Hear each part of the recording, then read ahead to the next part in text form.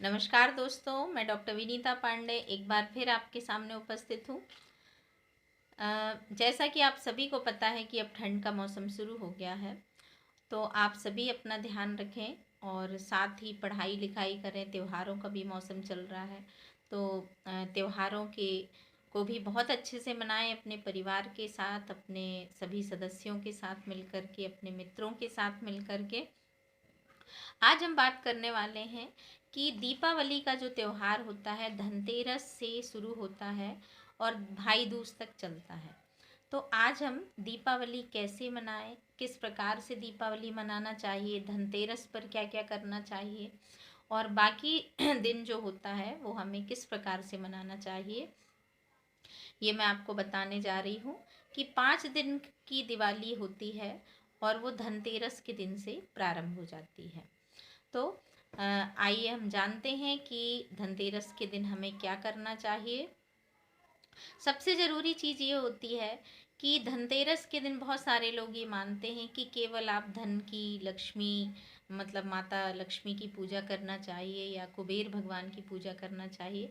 लेकिन मैं आपको ये बताना चाहूँगी कि धनतेरस जो होती है वो भगवान धन्वंतरी की पूजा का विशेष दिवस होता है और धनतेरस के दिन हमें धन्वंतरी जी के साथ माता लक्ष्मी का पूजन करना चाहिए। सबसे ज़रूरी चीज़ ये आती है कि धनतेरस के त्यौहार के दिन धन की तेरस होती है, धन त्रयोदशी, क्योंकि भगवान धन्वंतरी जी जो हैं वो इसी दिन अमृत कलश लेकर के सागर मंथन के समय निकले थे और उन्होंने उनसे जो भी प्रार्थना करता है तो वो उसके उत्तम स्वास्थ्य का वरदान देते हैं। तो हम सभी को भगवान धन्वंतरी से एक उत्तम स्वास्थ्य की प्रार्थना करना चाहिए और माता लक्ष्मी के साथ धन्वंतरी जी की पूजा करना चाहिए। गणेश भगवान की पूजा करना चाहिए, क्योंकि बुद्धि और बल और सद्बुद्धि के जो दाता होते हैं और विघ्न विनाशक जो होते हैं वो भगवान गणेश होते हैं। तो धनतेरस के दिन हमें 13 दिए जलाने चाहिए। कई लोगों के यहाँ ये मान्यता है कि पुराने दिए जलाए जाते हैं, कई लोगों के यहाँ आटे के दिए जलाए जाते हैं, कई लोग घी का दीपक जलाते हैं और कई लोग तिल के तेल का दीपक जलाते हैं। सबकी अपनी अपनी मान्यताएं हैं। तो हम सभी को धनतेरस के दिन भगवान धन्वंतरी की पूजा करना चाहिए और ये कहा जाता है पुराणों में कि हमें जल का जो एक पात्र होता है वो ज़रूर खरीदना चाहिए। पानी पीने का ग्लास आप खरीद लीजिए। वैसे तो ये कहा जाता है कि इस दिन आपको कोई ना कोई सोना चांदी या आप अपनी कलम ले सकते हैं, किसी भी प्रकार की धातु को आपको खरीदना चाहिए जिसमें तांबा, पीतल, सोना, चांदी, ये सारी चीज़ें और कांसा, ये महत्वपूर्ण धातुएं होती हैं जिनको हमें लेना चाहिए। इलेक्ट्रिकल आइटम नहीं खरीदना चाहिए, लेकिन फिर भी आजकल लोग, अधिकांश लोग यही करते हैं। और दीपावली का जो पूरा बाजार है वो धनतेरस तक कर लेना चाहिए। घर की साफ सफाई भी धनतेरस के पहले तक कर लेना चाहिए। कई लोगों को आप देखते हैं कि महिलाएं जो हैं वो उसी दिन साफ सफाई करना शुरू करती हैं, उसी दिन आपको ढेग लगाएंगी, लिपाई करेंगी। लेकिन ये कहा जाता है कि ये सारी चीज़ें आपको धनतेरस के पहले कर लेना चाहिए और धनतेरस के दिन आप मिठाइयाँ बनाइए, आपको जो भी पकवान बनाने हैं वो बनाइए और सभी देवी देवताओं को आमंत्रित करके उनकी पूजा कीजिए और बहुत अच्छे से भगवान विष्णु के साथ माता लक्ष्मी की पूजा कीजिए। सभी देवताओं का आह्वान कीजिए, क्योंकि हमारे भारतवर्ष में बहुत तरह के त्यौहार होते हैं। तो भगवान गणेश को ज़रूर आमंत्रित कीजिए, उनको धूप चढ़ाइए और पान सुपारी, आपकी जो भी श्रद्धा है, आप जो भी पकवान बनाते हैं, पीली मिठाई, लड्डू चढ़ा सकते हैं आप, जो भी आपका सामर्थ्य है, जो भी फल आप चढ़ा पाते हैं, सीजनल फल जो होते हैं, मौसमी फल जो होते हैं, वो चढ़ाना चाहिए। और भगवान धन्वंतरी का एक मंत्र है, ओम धन्वंतरे देवे नमः। ये जरूर आपको इसका जप करना चाहिए। 108 बार आप जप कीजिए भगवान धन्वंतरी का। और कई बार ये कहा जाता है कि आप तेल की भी मालिश की जाती है, जिसमें भगवान धन्वंतरी को ये तेल अर्पित किया जाता है और उसके बाद मालिश की जाती है। तो उपटन लगा करके नहाया जाता है नरक चौदस के दिन भी। तो ये सारी चीज़ें हैं, इनका जो हमारे शास्त्रों में महत्व था वो आज भी है, लेकिन नई पीढ़ी जो है वो इन चीज़ों को नहीं मानती।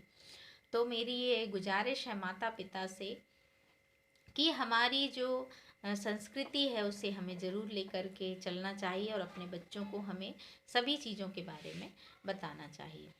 अब एक बात ये आती है कि धनतेरस के बाद दूसरा जो त्योहार आता है वो है आपका रूप चतुर्दशी या नरक चौदस। नरक चौदस के दिन ये कहा जाता है कि नरकासुर जो एक राक्षस था उसका वध किया था भगवान कृष्ण ने।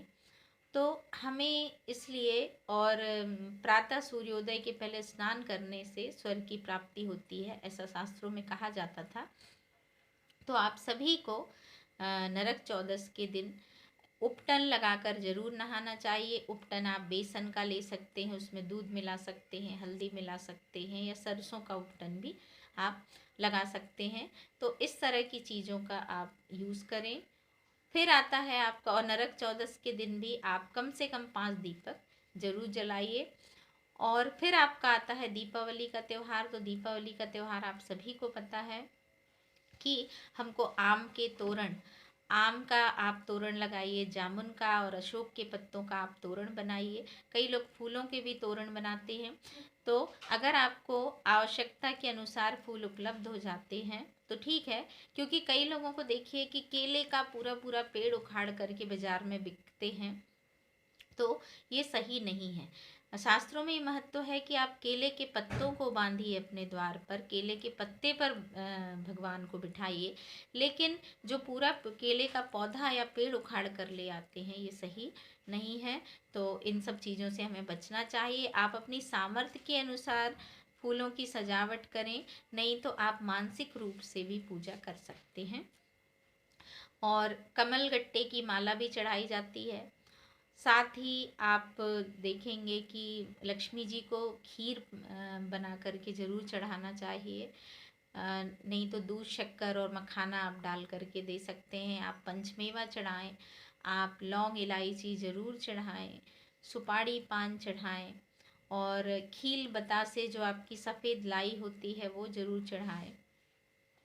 मिठाई आप अपनी सामर्थ्य के अनुसार बनाकर चढ़ा सकते हैं, क्योंकि ईश्वर आपको ये नहीं कहता कि आप मुझे बहुत सारी चीज़ें दीजिए। ईश्वर ये कहता है कि आप भाव से मेरी पूजा कीजिए। और माता लक्ष्मी की पूजा दीपावली के दिन गणेश जी और सरस्वती जी के साथ की जाती है, जिससे आपको विद्या और बुद्धि दोनों का और धन तीनों चीज़ें प्राप्त होती हैं। और जब आपकी बुद्धि अच्छी होती है तो आप विद्या प्राप्त कर पाते हैं, और जब जिसके पास विद्या होती है माता लक्ष्मी उसके पास सदैव आती रहती हैं।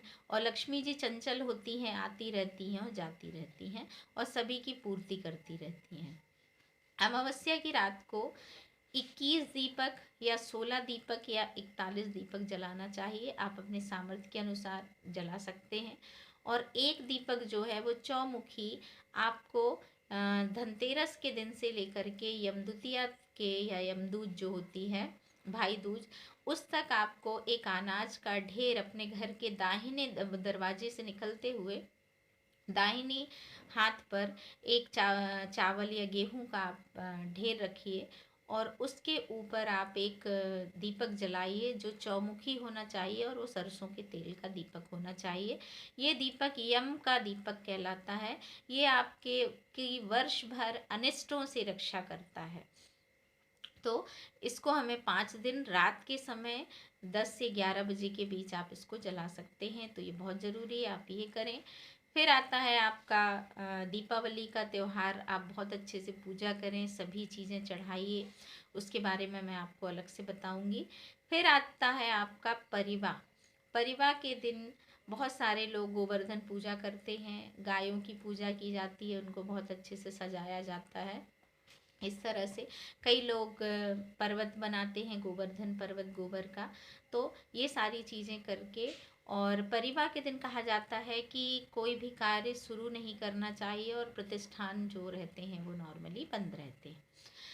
फिर आता है आपका भाई दूज।